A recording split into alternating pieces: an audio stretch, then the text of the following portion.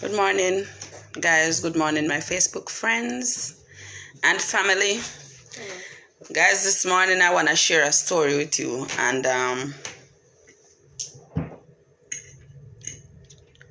I wish I was able to just video everything, but if you know me, you know I can be a little bit emotional sometimes, and some things I can't even video. Anyway, not too long ago I made a video and I tried to tell you guys about the nature of the world in which I now live, how cold it is. So this story stems from that, and I'm going to change names to protect people's privacy.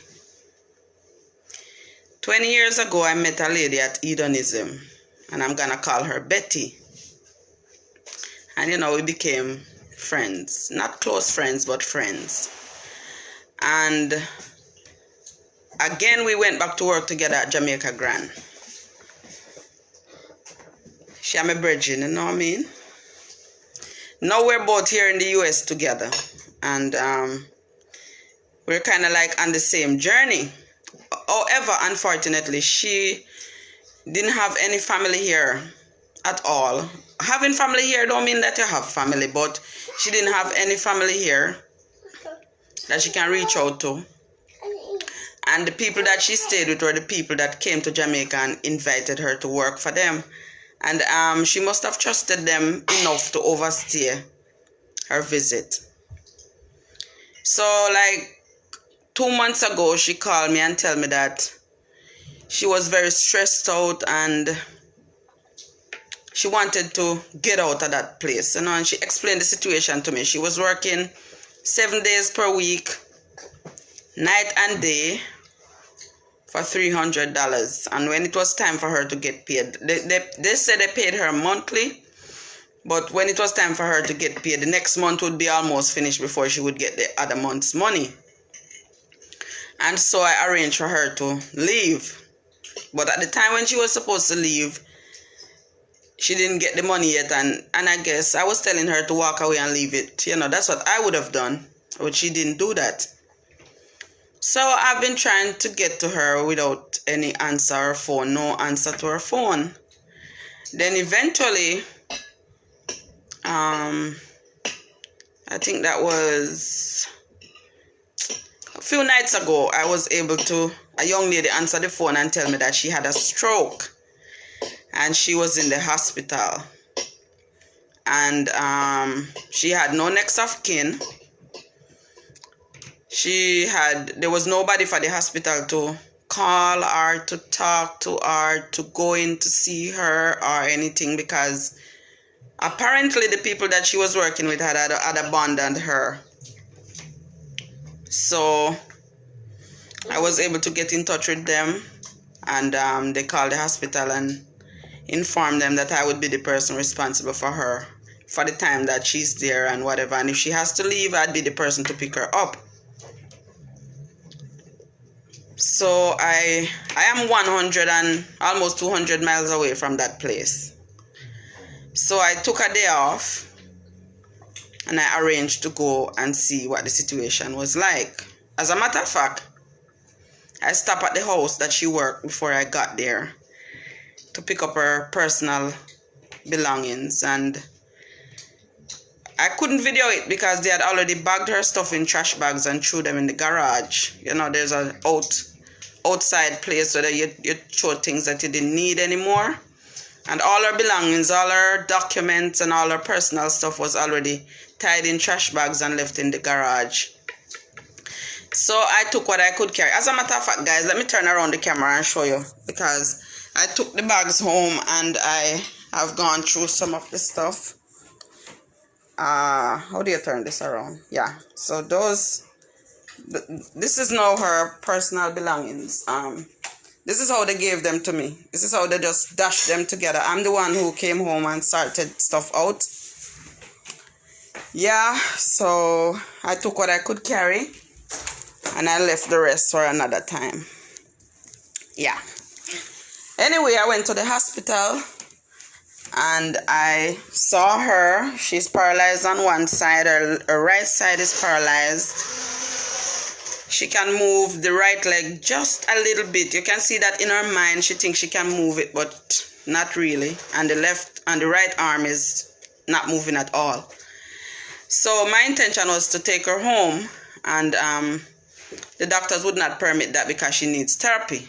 And unfortunately, according to them, she don't have insurance, so she wasn't able to get the resources that she needs to recover. So I had to come back home and go and dig for myself to find out how I can get her to get therapy without having insurance. And so I'm on the way. I'm making some calls, and I was able this morning to contact somebody that lived close to that place, and I begged them to go by every now and again and visit because I'm so far away and I won't be able to go as often as I would like. Guys, I'm saying all that to say this. This was a woman whose family called her almost every week for money. And a lot of you Jamaicans, you don't know the life that your family is living in this country. You don't know what they are going through. A lot of them are going through hell bareback. You ever hear your granny talk about going through hell bareback? Bareback, them are go through hell. They are literally dying. You understand? Because they are in some situations that they are ashamed to speak out. Sometimes they're ashamed. Sometimes they can't leave because fear of the unknown. You don't know if you leave, if it's going to be better, because it's so bad. It's as if you're in slavery. And people wouldn't understand that. There's a lot of Jamaicans, not just Jamaicans, but I'm talking about Jamaicans. There are a lot of Jamaicans that are living here in the US who are living in slavery, modern day slavery. And that is why you will see your auntie or your mother or your uncle or your brother leave Jamaica for 30 years and you don't hear from them. You don't know where they are. You don't know what kind of life they're living because a lot of them are living in slavery. Some of them have already died and you don't know. Because the moment she got sick, everybody abandoned her. I was told that when I came by and picked up the bags, the people almost had a party, how happy they were. But you know what, guys? What I love about myself? I don't care how bad a situation is. I believe that God is in every situation. It is just for us to acknowledge Him. You know, because He's always working. And I want to encourage you guys, and I want to give you a word of advice. Whenever you're back home in Jamaica and anybody invite you here, and them tell you all of the nice things and tell you that they're going to give you work and your life is going to be better and all this and all that. I know how they come with the shenanigans and how they fix it up and it's nice, and because everybody want better in a life. Everybody is looking for better. Unless you are dead. Don't you dead people want to know, say, I wouldn't want to know that I die and them just burn my body and just scatter the ashes. Even when you're dead, you would like to, you want better, don't? Everybody want better. I want to tell you guys this morning, be careful of whoever you're coming here to. Be careful, do a little background check, find out what kind of person they are, because a lot of people here are not human beings anymore. Even though they came from Jamaica and you would think that your brother was such a nice brother, when they come here, you don't know what they will change into, what kind of mongrel, what kind of dog, what kind of jankro they have become. You understand what I'm saying? So you have to be careful. You have to be careful who is inviting you here. What are the motives behind them inviting you? What will happen if you come here and you become broke, hungry and destitute? Will they leave you on the highway and the byway? Guys, be careful. Plan ahead. Make sure you have somebody up here that you can reach out to. That is somebody like myself, a human being. Somebody who is still human, or you can reach out to, and then we say, come man, come lay down on my floor. You understand? If I don't have enough space. Because most of the people that have come across here, they are not human beings and they don't have any heart inside of them. Their heart is made of stone. And that is why when you come here and you find yourself in any ill luck or going through any difficulties, you are on your own. You understand? It would come in like you go on Mars and you don't know what to do. You float around in the air. So guys, before I go this morning, I want to remind you again. I already told you guys that this is a cold, cold world. And I want to remind you, and I hope when I go back, hopefully I can go back on Saturday, I'll be able to do a little video. I just want to remind you guys, whenever somebody invites you to come to the US, or them say come to Canada, Australia, or wherever them invite you, Jamaicans, I want me to talk to you know. Be he careful.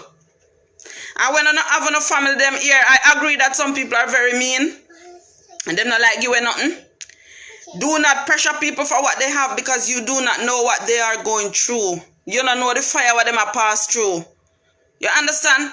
Because a lot of them are here, them just barely hold up. I gotta carry them.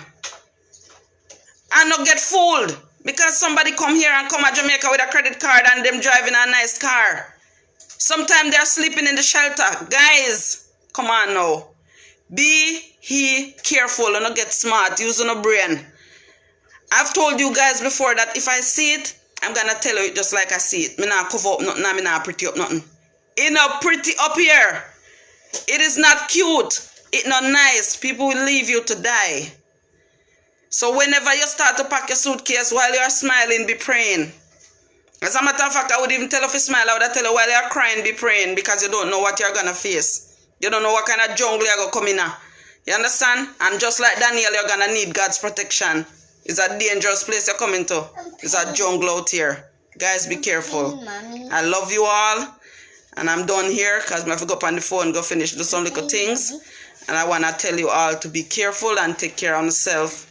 Love yourself so much that you won't allow anybody to mistreat you and break you down. Okay? Because all we have a family and we friends. Despite how people treat us, like when we come here, we don't belong to anybody and nobody don't love us, is a lie. Everybody has somebody that is cheering for them. Everybody have somebody cheering for them. Whether you know it, yes or no. Understand? That has happened in this situation. They thought she didn't have anybody to reach out and nobody could stand up beside her. But they are about to get the shock of their lives. So guys, remember I tell you, be careful. Love you all.